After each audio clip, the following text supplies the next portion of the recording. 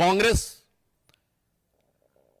अपने किसी भी प्रॉमिस को कभी भी फुलफिल नहीं कर पाई और जब जब वो सत्ता में आते हैं तो उस प्रदेश के लिए और देश के लिए आर्थिक चुनौतियां लेके आते हैं।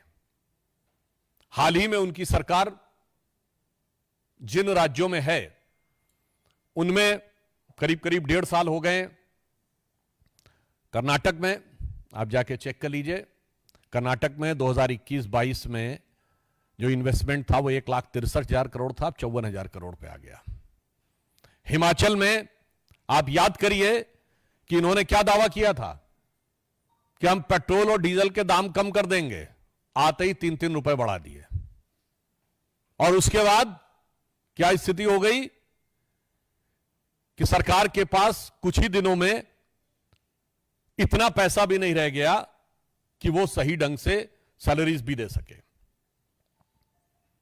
हिमाचल में आपको याद हो, कहा कि सारी बहनों को जो कहा था 1,500 रुपए दे दिए, अभी तक की जो जानकारी है शायद 25-30 हजार से ज्यादा को नहीं मिला है और फिर भी कहते हैं कि हमने सारा कर दिया है।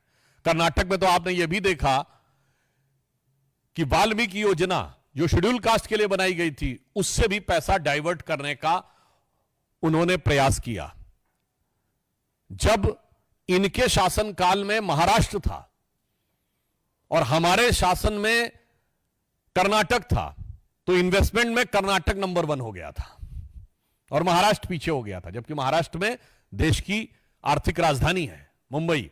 अब पुनः महाराष्ट्र फिर नंबर 1 पे आ गया है। तो यह दर्शाता है कि कांग्रेस जब जब सत्ता में आती है तो जो कहा गया वो कभी पूरा नहीं कर पाती है।